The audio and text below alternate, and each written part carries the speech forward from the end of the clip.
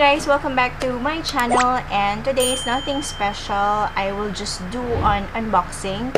Hindi rin masyadong special yung i-unbox ko, hindi siya pampaganda, hindi rin siya high-tech na gadget.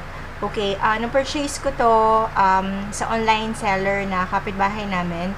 Kasi, ewan ko ba, grabe, kala ko ngayon na bawal lumabas or limitado yung paglabas o punta sa mall is makakatipid ako. Kasi, yun nga, dito lang ako, work from home ako, and then, nandito lang sa bahay kasi nga, hindi pwedeng masyadong lumabas.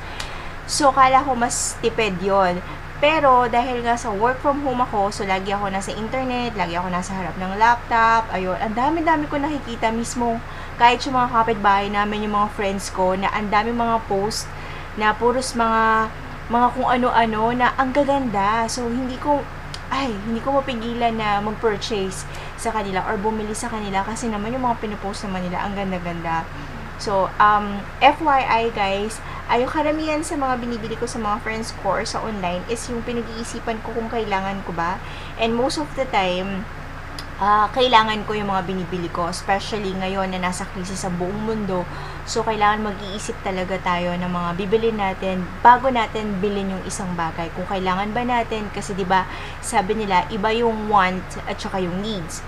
So, this one is kailangan ko siya kasi dahil sa mami ko. Shout out sa mami ko dyan. Ang mami ko kasi guys, meron kaming sampayan sa labas. Ang haba ng sampayan namin, tas meron pa kami dito sa gilid na sampayan din na pinagawa ng husband ko bago siya, nung nandito pa siya sa Philippines. Pero ang mami ko nagsasampay pa rin dito sa loob.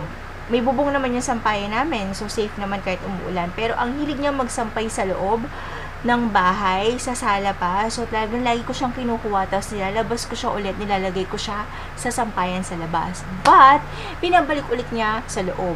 Bakit? Kasi napapagod daw siya labas, tapos pasok, labas, pasok. Yun, kuha ng ganito, kuha ng ganyan. So, kaya naisip ko na bilan siya ng ganito. Okay? This one, guys, this is the double pole telescopic clothes rack. So, yun, basta clothes rack lang siya. Ayan siya, guys. Ayan. So, kaka-receive ko lang nito. And, syempre, may previous kasi kilala ko yung pinagbilan ko. Shout out kay Jen. So, nag-online seller na siya ngayon. Ano siya sa cruise siya nagtatrabaho.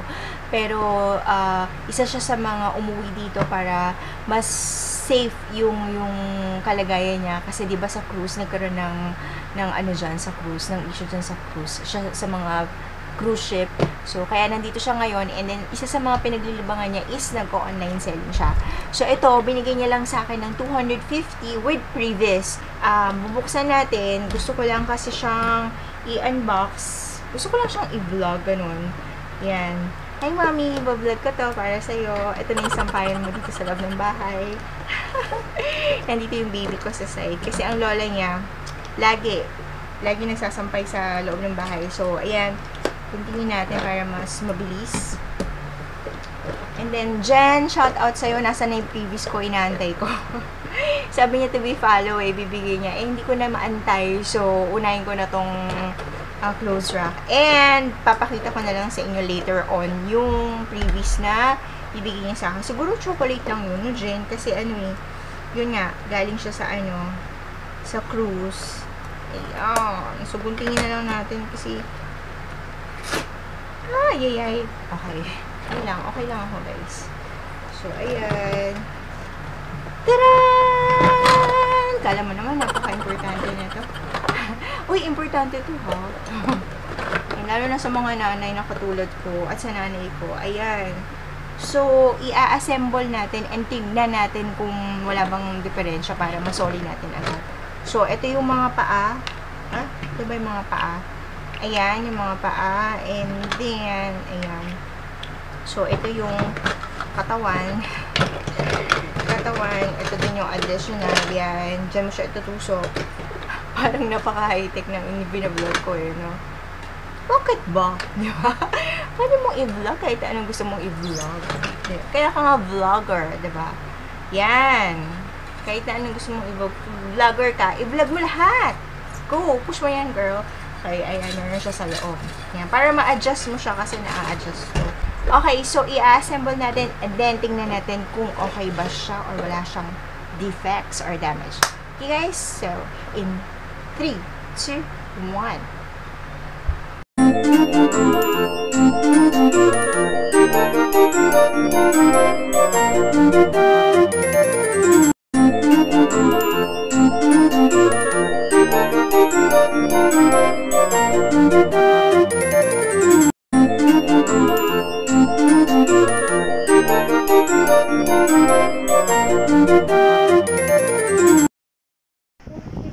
So, ayan guys, natapos na namin siya, medyo pinagpawisan ako. Ito na siya, ayan. So, ayan na siya guys. So, ito siya. So far, good naman, wala naman siyang ka-damage. Ayan, medyo nahirapan lang ako at tinulungan ako ng baby girl ko mag-assemble. Mas magaling pa siya mag-assemble kaysa sa akin. Yan. So, yun lang guys. And ang tumulong sa akin sa pag-assemble ay ang aking daughter. Pretty daughter. There. Tinulungan niya si mami dun sa mga hindi ko masolve-solve. Kasi nahirapan ako hanapin yung mga holes kasi. Yung mga holes, yung dito yung suksukan. Ayan. Parang hindi siya masyadong nabuta. So, nahirapan ako kung saan ko isasaksak yung ibang ganito kasi yung iba hindi siya fit, so lipat ako dito sa kabila. Ito naman yung itatry ko. Hindi naman siya fit dito, so hindi siya pantay. So pati yung mga ganito, may mga holes na hindi masyadong nabutas, so kailangan mo siyang ganunin, tapos pukpukin mo siyang ganyan talaga para pumasok siya. So yun lang naman, and other than that, sulit naman. So ibababa ko na to at matutuwa si mommy kasi dito na siya magsasampay. So, yun lang guys. And then, kahit nasampayan lang yung review natin today, I hope you like this video. So, please don't forget to subscribe and click thumbs up. And don't forget to click the bell icon para magkita-kita naman tayo next time, diba? Para always meron kayong notification sa ating mga new vlogs. Alright guys, thank you guys for watching and see you again next time. Bye! Godspeed!